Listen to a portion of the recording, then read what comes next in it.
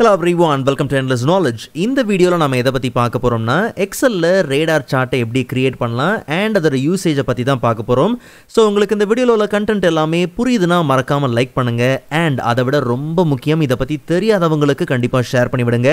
and நீங்க இன்னுமே சேனலை சப்ஸ்கிரைப் பண்ணாமலே பார்த்துட்டு இருக்கீங்கனா மறக்காம சப்ஸ்கிரைப் பண்ணுங்க and சப்ஸ்கிரைப் பண்ண கையோட பக்கத்துல இருக்கக்கூடிய பெல் ஐகானை கிளிக் பண்ணி all notifications மறக்காம enable பண்ணிக்கங்க.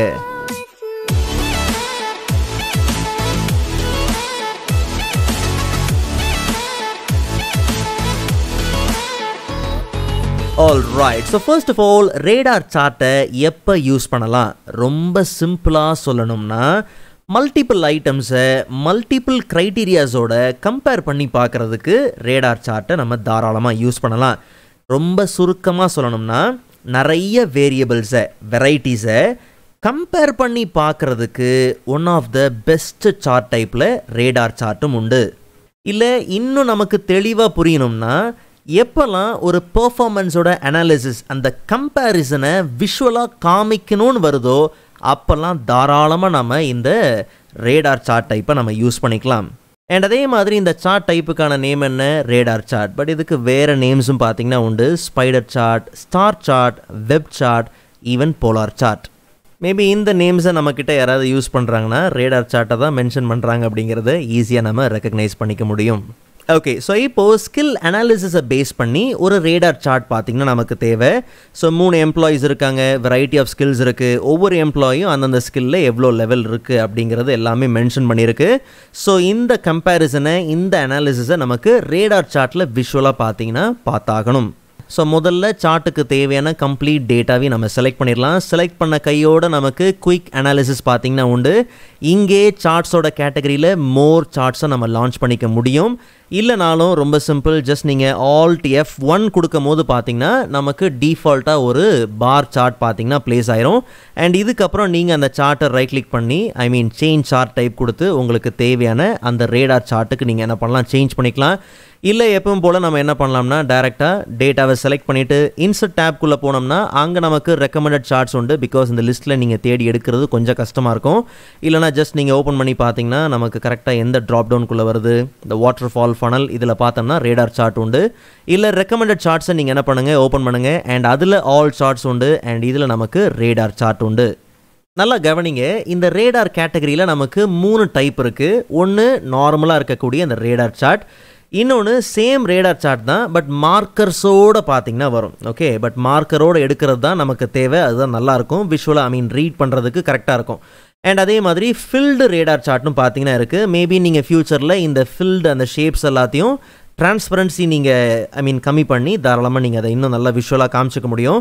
பட் நமக்கு தேவை பார்த்தீங்கன்னா ரேடார் சார்ட் தான் மார்க்கரோட பார்த்தீங்கன்னா தேவை. ஸோ அதனால் மார்க்கர்ஸோடு நம்ம என்ன பண்ணலாம், எடுத்துக்கலாம். ஜஸ்ட் நீங்கள் செலக்ட் பண்ணிவிட்டு ஓகே கொடுத்து சார்ட்டை நம்ம இன்சர்ட் பண்ணிக்கலாம். அண்ட் கையோட சார்ட்டோட சைஸை கொஞ்சம் நம்ம அதிகப்படுத்திக்கலாம். ஸோ சைஸ் இன்க்ரீஸ் பண்ணும்போது ஷிஃப்ட் கீ ஹோல்ட் பண்ணிவிட்டு நீங்கள் என்ன பண்ணுங்கள், சைஸ் இன்க்ரீஸ் பண்ணுங்கள். அப்போ நமக்கு ஈவனாக பார்த்தீங்கன்னா இருக்கும். அண்ட் அதே மாதிரி இங்கே இருக்கக்கூடிய வேல்யூஸ் ஆட்டோமேட்டிக்காக சேஞ்ச் ஆகுதேன்னு கன்ஃபியூஸ் ஆக வேண்டாம். ரேண்ட் பிட்வீன் ஃபங்க்ஷனை யூஸ் பண்ணி கெட் பண்ண வேல்யூ தான் இது எல்லாமே. ஸோ அதனால் F9 ப்ரெஸ் பண்ணும் போதோ இல்லை வேறு ஏதாவது ஆக்டிவிட்டிஸ் செய்யும் போதோ இந்த நம்பர்ஸ் பார்த்தீங்கன்னா ரேண்டமாக சேஞ்ச் ஆகும். அது சேஞ்ச் ஆகிறதுனால தான் சார்ட்லேயும் நமக்கு அந்த டிஃப்ரென்ஸ் தெரியுது. சரி, இதுக்கப்புறம் தெளிவாக கவனிங்க. ரேடார் சார்ட்டை நம்ம இன்சர்ட் பண்ண கையோட முதல்ல நாம் எனேபிள் பண்ண வேண்டியது ஆக்சிஸ். காரணம் என்னென்னா, நார்மலாக ஒரு பார் சார்ட்டை நம்ம இன்சர்ட் பண்ணுறோம்னா அங்கே என்ன இருக்கும், கண்டிப்பாக எக்ஸ் ஆக்சிஸ் ஒய் ஆக்சிஸ் உண்டு. அந்த ஆக்சிஸோட ஆரிஜின் என்ன அப்படிங்கிறது எல்லாமே பார்த்திங்கன்னா நமக்கு தெரியும். ஓகே, இங்கே நமக்கு ஆக்சிஸோட ஆரிஜின் அந்த சென்டரில் இருக்குது. ஓகே, ஆனால் ஆக்சிஸ்க்கான லைன்ஸே காணுமே. அப்போது அதை முதல்ல நம்ம என்ன பண்ணலாம், எனேபிள் பண்ணிக்கலாம். ஸோ ரொம்ப சிம்பிள், சார்ட் ஏரியாவை டபுள் கிளிக் பண்ணுங்கள். அப்போ நமக்கு சார்ட்டோட ஆப்ஷன்ஸ் உண்டு. அந்த ட்ராப் டவுன் ஓப்பன் பண்ணி நீங்கள் என்ன பண்ணுங்கள், ரேடார் வேல்யூ ஆக்சிஸ் இருக்கு இல்லையா, அதை நம்ம என்ன பண்ணலாம், எடுத்துக்கலாம்.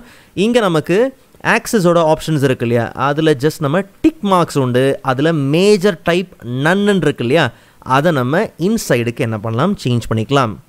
ஸோ இப்போ நமக்கு அந்த ஆக்சிஸோட லைன்ஸ் விஷுவலாக இருக்கிறதுனால இந்த கம்பேரிசனை ரீட் பண்ணுற ரீடருக்கும் பார்த்தீங்கன்னா இது யூஸ்ஃபுல்லாக இருக்கும். விஷுவலாக ஈஸியாக இருக்கும். அண்ட் டிக் மார்க்ஸுக்கு மேலே நமக்கு ஆக்சிஸோட ஆப்ஷன்ஸ் இருக்குது. பிகாஸ் அதில் நம்ம பவுன்ஸை பார்த்தீங்கன்னா கொஞ்சம் இன்க்ரீஸ் பண்ணிக்கலாம். பிகாஸ் நமக்கு ஸ்கேல் 1 to 5. ஸோ அப்போது சில இதெல்லாம் பார்த்தீங்கன்னா நமக்கு அந்த எட்ஜ் வரைக்கும் வந்துடுது இல்லையா மார்க்கர்ஸ். ஸோ அதனால் ஸ்கேல் மேக்ஸிமம் வந்து 6க்கு என்ன பண்ணலாம், சேஞ்ச் பண்ணிக்கலாம். அப்படி சேஞ்ச் பண்ணிக்கிட்டோம்னா கரெக்டாக நமக்கு அந்த மார்க்கர்ஸ் பார்த்திங்கன்னா அதுக்குள்ளே வரும். ஸோ அதை ஈஸியாக நம்ம ரீட் பண்ணுறதுக்கு வசதியாக இருக்கும். மற்றபடி இந்த லெஜெண்ட் வந்து கீழே தேவை. ஸோ லெஜெண்டை செலக்ட் பண்ணிக்கலாம். ஸோ லெஜெண்டோட ஆப்ஷன்ஸ் வந்துடும். நமக்கு அது பாட்டமில் பார்த்திங்கன்னா தேவை. சார்ட்டோட டைட்லையும் நம்ம என்ன பண்ணலாம், சேஞ்ச் பண்ணிக்கலாம். ஸ்கில் அனாலிசிஸ் அண்ட் என்ட்ரு கொடுத்து நாம் இந்த ஸ்கேலையும் கரெக்டாக என்ன பண்ணிடுவோம், மென்ஷன் பண்ணிடுவோம். ஸ்கேல் வந்து 1 to 5, அதில் 1 அப்படிங்கிறது லோ அண்ட் 5 அப்படிங்கிறது ஹை. 1 to 5 தான் நீங்கள் கொடுக்கணும்னு அவசியம் இல்லை, நீங்கள் 10 கூட தாராளமாக யூஸ் பண்ணலாம். ஸோ இதில் இந்த செகண்டரி லைனை மட்டும் கொஞ்சம் நாம் அதோட ஸ்கேலை என்ன பண்ணுவோம், கம்மி பண்ணிடுவோம். மற்றபடி இந்த மார்க்கர்ஸையோ இல்லை இந்த லைனையோ நீங்கள் சேஞ்ச் பண்ணணும்னா மார்க்கர்ஸை நீங்கள் கிளிக் பண்ணுங்கள். செலக்ட் பண்ணும்போது அப்போ நமக்கு சீரீஸ் ஆப்ஷன் பார்த்தீங்கன்னா லோட் ஆயிரும். ஸோ இதில் லைனும் இருக்குது. இன்கேஸ் நீங்கள் லைனையும் ஃபோக்கஸ் பண்ணுறீங்க, இப்போ எனக்கு இந்த கிரே லைன் பார்த்தீங்கன்னா தேவையே கிடையாது. ஸோ அப்போ இந்த கிரே லைனுக்கு பதிலாக நமக்கு வந்து என்ன தேவைன்னா ஒரு க்ரீன் கலர் இருந்தால் கரெக்டாக இருக்கும். ஸோ அப்போ அந்த கிரே லைனை செலக்ட் பண்ணிவிட்டு சாலிட் லைன் அண்ட் அதில் வந்து நமக்கு கலர் வந்து பார்த்திங்கன்னா அந்த க்ரீன் இருந்ததுன்னா கரெக்டாக இருக்கும். மற்றபடி நீங்கள் மார்க்கர்ஸை ஃபோக்கஸ் பண்ணுறீங்க அப்படின்னும் போது பிகாஸ் இதில் மார்க்கரோட கலர் பார்த்தீங்கன்னா சேஞ்ச் ஆகலை. ஸோ மார்க்கரை செலக்ட் பண்ணிவிட்டு சேம் லைனுக்கு பக்கத்துலேயே மார்க்கர் உண்டு அண்ட் அதுலேயும் சாலிட் ஃபில் கொடுத்து நாம் இந்த கலரை என்ன பண்ணலாம், சேஞ்ச் பண்ணிக்கலாம். அண்ட் பார்டரோட கலரும் பார்த்திங்கன்னா நமக்கு சேம் க்ரீனில் தான் தேவை பிகாஸ் அது கிரேலே பார்த்திங்கன்னா இருக்குது. அண்ட் ஃபைனலாக நமக்கு சார்ட்டோட ஸ்டைலை சேஞ்ச் பண்ணணும் போது ரொம்ப சிம்பிள். ஜஸ்ட் நீங்கள் சார்ட் செலெக்ஷனில் தான் இருக்குது. சார்ட்டோட டிசைன் டேபுக்கு போயிடலாம் அண்ட் ஃபார்மட் டேப்லேயும் போய் உங்களுக்கு தேவையான ஷேப்ஸோட கலர்ஸ் அவுட்லைன்ஸ் எல்லாத்தையும் நீங்கள் சேஞ்ச் பண்ண முடியும். அண்ட் சார்ட் டிசைனில் போயிட்டு நமக்கு தேவையான சார்ட் ஸ்டைல்ஸ் இருக்குது இல்லையா, ஸோ இதில் நமக்கு தேவையான ஸ்டைல்ஸை நம்ம என்ன பண்ணலாம், சேஞ்ச் பண்ணிக்கலாம். லைன்ஸ் க்ளோ ஆகிற மாதிரி தேவையில்லை, க்ளோ இல்லாத மாதிரி இருந்தாலே போதும்.